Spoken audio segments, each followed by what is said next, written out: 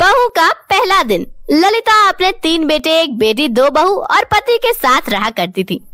वो बहुत खुश थी कि उसके दोनों बेटों की शादी भी हो चुकी थी, पर फिर भी उसके घर का बंटवारा नहीं हुआ था और सुमन का ज्वाइंट परिवार था। तो वह दूसरी ओर सुमन का सबसे छोटा बेटा, जिसका नाम अभिषेक था, उसके घर में कोई इज्जत नहीं थी, क्योंकि अभिषेक अनपढ़ था। इसलिए घर का हर एक सदस्य उसके साथ नौकर जैसा व्यवहार करता था।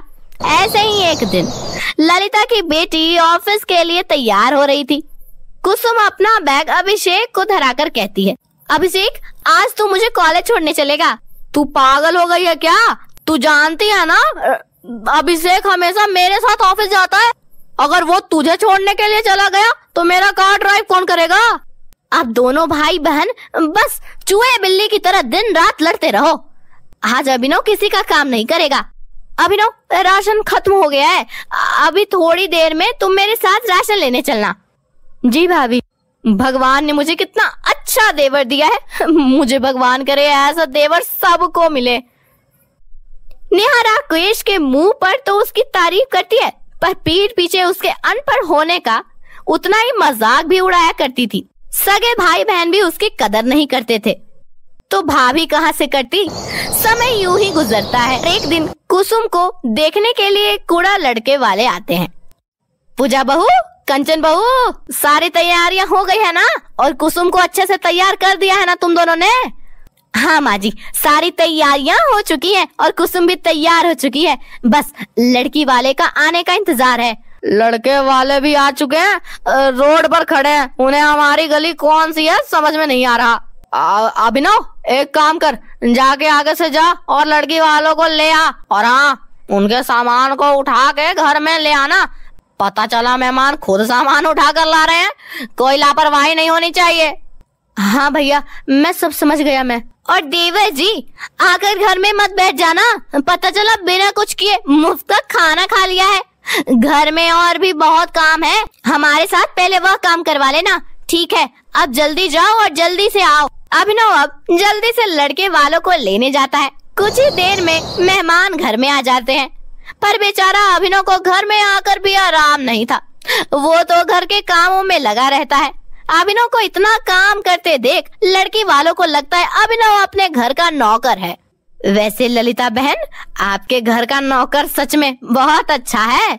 उसने हमें एक भी सामान उठाने नहीं दिया। बेचारा बच्चा अकेले ही सब लेकर आया और आते ही फिर घर के कामों में लग गया। आजकल के जमाने में इतना वफादार नौकर कहाँ मिलता है। उस औरत की बात सुनकर दोनों बहू और बेटे हंसने लगते हैं, पर ये देखकर ललिता को काफी बुरा लगता है और वह अपनी होने वाली समधन से कहती है, बहन, आपको कोई गलत फहमी हुई है। अभिनव हमारे घर का नौकर नहीं है, वो मेरा सबसे छोटा बेटा है। क्या छोटा बेटा? उसकी ये हालत? वो अपने ही घर में, माफ करना बहन जी, पर मुझे लगा वह इस घर का नौकर है। जिस तरह से घर के लोग उसे ऑर्डर दे रहे हैं, उस तरह से मुझे गलती हो गई। मुझे लगा नौकर है। कोई बात नहीं आंटी जी, सबको ही यह गलत फहमी हो जाती है। आखिर हमारे देवर जी की हैसियत ही कुछ ऐसी ही है। बहू, अब तुम खड़ी क्या हो? अब क्या सारा का सारा काम अभिनव ही करेगा?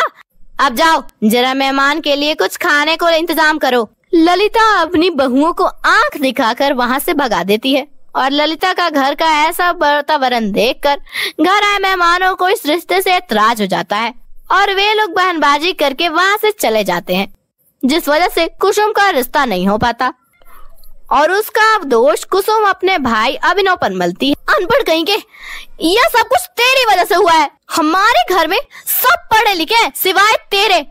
और माँ, जब लड़की वालों ने इसे नौकर समझा तब आपको क्या जरूरत थी ये कहने की कि ये मेरा भाई है?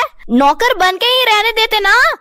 इसकी वजह से मेरा इतना अच्छा आया हुआ रिश्ता भी टूट गया। माँ जी, कुसुम तो सही कह रही है। एक तो यह आपका नालायक बेटा, ऊपर से इसकी हरकतें नौकर वाली। अरे आज के दिन ये ढंग के कपड़े पहन सकता था ना। हाँ माँ, मानो या ना मानो, कुसुम का रिश्ता इस नालायक की वजह से ही टूटा है। मेरी मानो तो अगली बार जब कुसुम के लिए रिश्ता आए तो इसे अलग ही रखना। गलती हो गई हमसे जो इसे लड़के वालों से मिलवा दिया। ललिता के बच्चे अपने ही छोटे भाई को भला बुरा कह रहे थे और ललिता चुपचाप खड़ी सब कुछ सुन रही थी। कुछ नहीं बोलती तो दूसरी और अभिनव भी अपने दर्द को किसी के सामने नहीं रखता और रसोई में जाकर चुप चुप कर रोने लगता है और रसोई में ही जमीन पर सो जाता है, क्योंकि नौकरों की तरह घर वालों ने अभिनव को कमरा भी नहीं दिया। अभिनव की ऐसी हालत देखकर ललिता को बहुत बुरा लगता है और आखिरकार उसे एहसास होता है कि कितनी बड़ी गलती की है, कितनी बड़ी गलती की अपने छोटे बेटे को ना पढ़ाकर। अरे क्या हुआ भाग्यवान, तुम इतनी उदास क्यों हो? रिश्ता ही तो था। नहीं हुआ तो क्या हुआ, अपने कुसुम बिटिया के लिए इससे भी अच्छे घर का रिश्ता आ जाएगा। हमारी बेटी बहुत होशियार है। मैं कुसुम के लिए परेशान नहीं हूँ, यह रिश्ता नहीं हुआ तो क्या हुआ, दूसरा रिश्ता हो जाएगा। मैं परेशान अपने बेटे अभिनव के लिए हूँ। उसके अपने सगे भाई बहन उसके साथ ऐसा व्यवहार करते हैं मानो जैसे वह सौतेला हो या फिर इस घर का नौकर। हमारे बेटे को आज तक कुछ नहीं मिला, वह अपने हक हिस्से के प्यार से हर चीज से वंचित रह गया और यह सब के दोषी हम हैं, हम।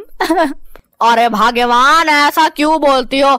हमने अभिनव को भी तो एडमिशन करवाया था अपने बाकी बच्चों की तरह, पर वही पढ़ना नहीं चाहता था। उसने खुद ही अपनी पढ़ाई छोड़ दी। क्या आपको सच में लगता है कि अभिनव पढ़ना नहीं चाहता था? आप चाहे कुछ भी कहो, पर गलती हमसे हुई है। जब आपका बिजनेस ठप हो गया तो हम किसी भी बच्चे को शिक्षा नहीं दे पा रहे थे और हमारी किसी भी बच्चे ने हमारी मजबूरी नहीं समझी। अभिनव ने अपनी पढ़ाई छोड़ दी और आपके साथ छोटी सी उम्र में काम करने लगा और उसका नतीजा ये निकला कि हमारा सबसे छोटा बेटा अनपढ़ निकला और हमारे बाकी बच्चे तरक्की कर गए और शायद इसलिए हमारे बाकी बच्चे अभिनव के साथ ऐसा व्यवहार करते हैं। इतना बोलकर ललिता फूट फूट कर रोने लगती है। ललिता की आंखों में आंसू देखकर सुरेश को बहुत बुरा लगता है और वह चुपचाप सो जाता है। पर आधी रात को सुरेश की आंख खुलती है और जब वह पानी लेने के लिए रसोई घर में जाता है तो वह देखता है कि अभिनव बेटा जमीन पर बिना कुछ बिछाए हुए लेटा हुआ है। अपने बेटे को गर्मी में जमीन पर सोता हुआ देखकर सुरेश को भी अपनी गलती का एहसास होता है। पिता, तुम सही कह रही थी, हमने अपने बेटे अभिनव के साथ बहुत नाइंसाफी की है, लेकिन अब हम कुछ नहीं कर सकते। अब हम चाह कर भी उसे उसका हिस्सा नहीं दे सकते, क्योंकि हमारे बाकी बच्चे उसकी जरा भी कदर नहीं करते।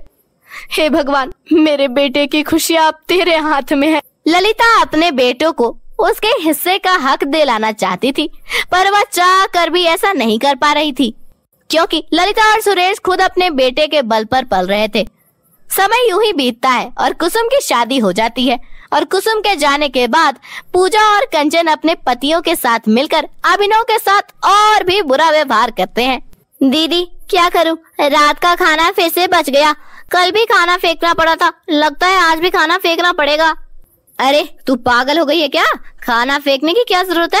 ये सांड किस दिन काम आएगा? क्या जरूरत है इसको ताजा खाना खिलाने की? बचा हुआ बासी खाना इसे गेंडे को देना, खाना बर्बाद नहीं होना चाहिए। पूजा घर का सारा बचा हुआ बाकी खाना अभिनव को खाने के लिए दे देती है। अभिनव खाने में बासी खाना देखता रहता है।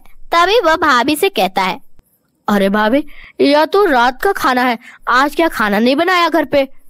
माफ करना, आज खाना खत्म हो गया और वैसे भी अगर सब खाना ताजा खाएंगे तो रात का बचा हुआ कौन खाएगा? अब रोज रोज खाना फेंक तो नहीं सकती ना।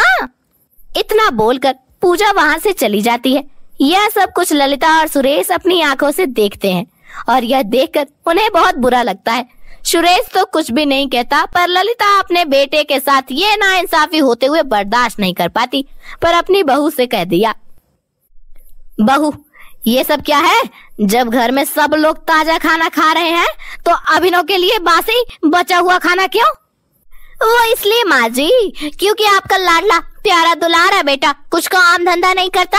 ये घर हमारे पतियों के पैसों से चलता है। माँ जी, मुझे एक बात समझ में नहीं आ रही, आज से पहले आपको कभी फर्क नहीं पड़ा, फिर आज आपकी ममता कहाँ से जाग उठी? जो चीज जैसे चल रही है वैसे चलने दीजिए।